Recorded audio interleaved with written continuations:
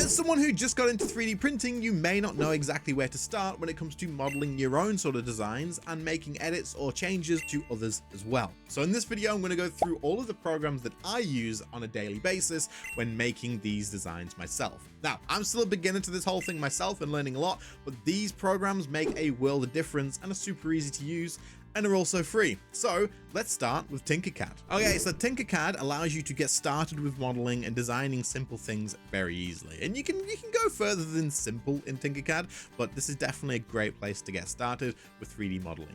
Now, Tinkercad, you can just come here, there'll be a link in the description, but it's an online actual program, so you don't have to download anything, you just have to sign up. You can use your Google account or anything, and you can just go from there.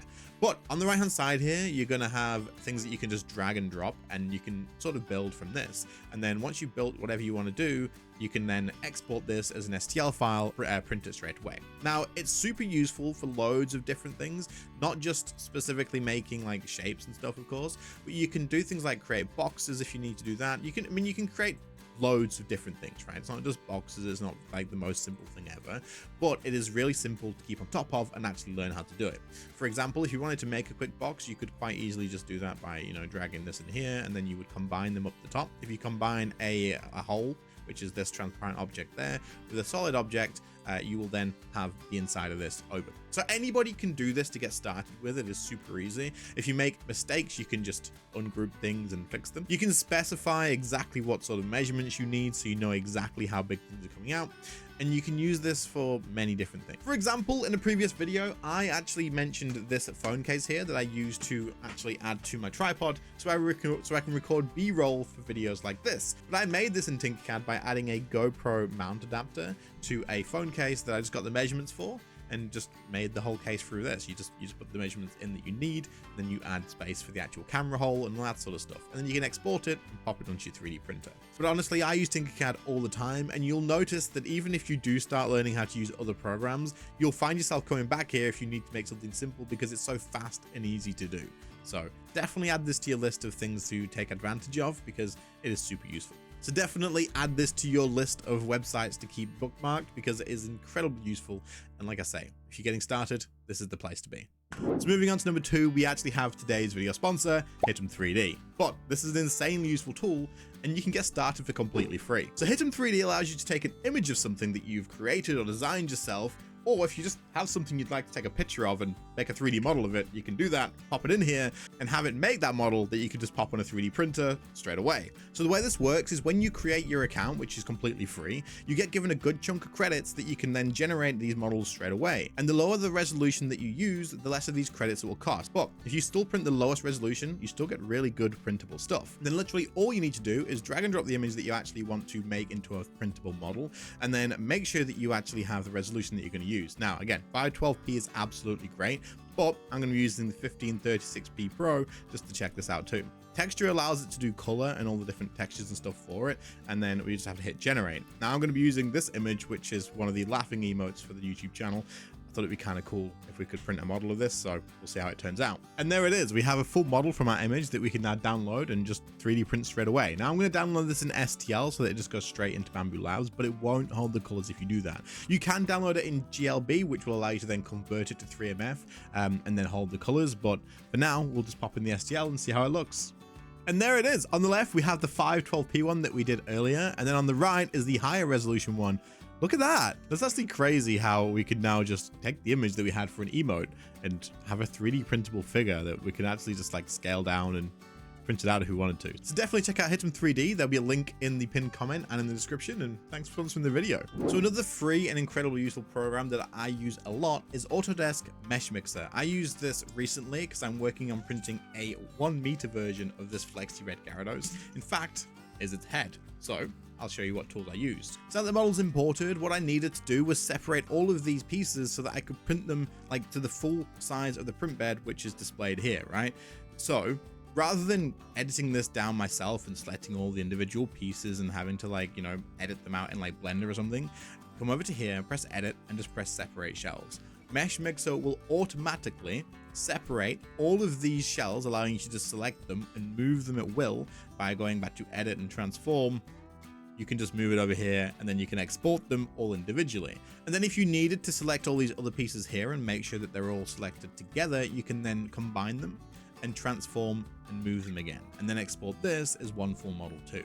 This is what allowed me to separate this and save so much time that it's not even like to do this in Blender or to do this in another program would have taken freaking hours. It's so many different pieces, and it wouldn't have been anywhere near as accurate as this. Being able to just pick all of the different pieces, combine them, transform, export, done, is such a lifesaver and a massive time saver. So if you ever have something where you need to separate the shells from things and print them individually, then this is something worth knowing about.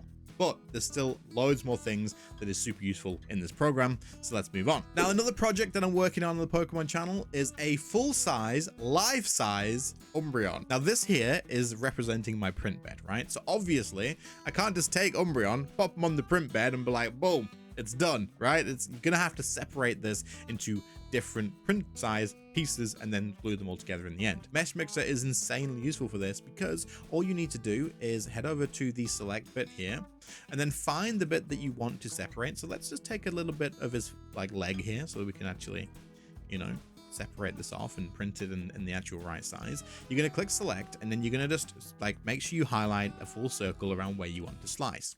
Up in the edit section here, you can then press the plane cut, and then wherever this line is here, which is actually in a perfect place right now, but you can normally move it around like this, it will be where it cuts, right? So you can click here and press either to cut and discard half of it, or you can slice and keep both, which is what we want to do, and then just press accept. Now it looks like nothing happened, right? Like it's still there. What's actually happened? Well, this is where we're going to go back to edit and then separate shells, because once we've separated the shells again, you'll notice that we now have our foot piece here that we didn't have. Like if I click on the other bit of the actual body, you'll see it's one giant piece except for like the circles and stuff. But now that we've sliced the foot, we can now move this and export it just like we did with the other pieces as well. You can pop this onto your printer and absolutely it's ready to go. However, I wanted to make this a step up, right? There's another tool which is super useful because I wanted to hollow out the Umbreon. One, to save material, because printing this with tons of infill would be insane. Like that's a crap ton of infill, and this thing would weigh a ton, right? I wanted to put lights in these little circles here so they could either be yellow or blue to either the shiny version or the regular version, and it just looked cool if it had LEDs on the inside, right? Now, if you're wanting to hollow out an object, Mesmixer is insanely useful for this. So all you need to do is have your object selected, whichever one you want, whether you want the Umbreon or whether you want the foot. Just click the edit button, the hollow object, choose your offset distance or whatever you want to do, and then just click update hollow, wait for it to do it, and then just click accept. And you can actually see by looking at it how much of the hollow there is. You can see there's the outer edge here and then the hollow on the inside. Press accept and boom. So now once you export either of these files, you'll have hollow on the inside, saving you tons of infill, but also allowing you that space that you need to put any LEDs and that sort of stuff. So you ever have any objects that are too big to print, you can pop them in here and slice them. If you have any objects that are like a solid on the inside and you want them hollow to be able to put lighting inside, put it in here, hollow it out super easy. And also if you have anything that you need to separate all the shells of to print individually as well, it takes seconds. All of these take seconds, and it is super, super convenient and very easy to do. Okay, next up we have MatterControl. This one is super useful. Now we're gonna quickly, a little bit of a disclaimer. This one looks confusing, okay? It looks super complex, but it could be. I don't know. I am new to this, but I use MatterControl for one very specific tool, and that is on the left-hand side here. You see this icon. You can drag this in, and this is so freaking useful. If anyone knows MatterControl and uses it a lot, let me know how good it is in the comments, because I am trying to learn as much as possible too. So all of the comments, tips, advice, feedback, all welcome. But I use this tool here because it is insanely useful, right? You can change any sort of flat image or silhouette image into a model very fast. So say you wanted to make something for Halloween, like the Shadowcaster that I mentioned in a previous video, right? This can be made in here so quick, you won't even believe it. All you need to do is drag this icon in here from the left-hand side, like I said before, and then click on this image, find the silhouette that you wanted, which is the witch here that I've downloaded in the past, and boom, it's done. That's it. You can right-click this now, and you can press export, done. Absolutely prints beautifully, and you can scale it up and down however you want it to be. You can do that either here before you export it, or you can do it in your slicer. I tend to just do it in the bamboo slicer. There you go. Nice. How easy is that? If you have a transparent background or just a white background and then a nice black like a clear image, it'll find it for you and make it like that super fast. Now, it's not only useful for this. I use this for like text as well, and you can make these nameplate signs that I've made for my kids and like many different things, right? But if you're trying to make like a model of text or fonts, you may notice that things like Tinkercad doesn't have a ton of options in terms of font. Like, they're all very plain and boring, and maybe that's not what you wanted. So what you can do is hop into something like Photoshop or a Word document or anything, right? As long as you get a white background, and then you can have your name like in text. We're going to use my name here for the example. You can then pick whatever font you want. So, you know, if you wanted to go through with something fancy, we could pick this one here. And then you can export this. And once you have that PNG, all you need to do is select it in here, and it will do the exact same thing again. I can now print this out and have my name, or I can obviously use this file to then edit and build like a nameplate or whatever you want to do with it. Or to go another step further, you can export this, which I will do, and you can import this to now edit whatever you want to do in here. So you can make it a little bit thicker. We can make a hole, and then that way the lid of our box that we made earlier can now have a hole in there with my name on it, if that's what you wanted to do. I mean, you can do whatever you want with it, right? But I use MatterControl pretty much just for that exclusive feature of being able to bring this in, pick an image, and immediately change a flat image into an actual model with very little effort whatsoever. And while I'm sure you can do way more things in here, as of right now, I'm still yet to learn all of that.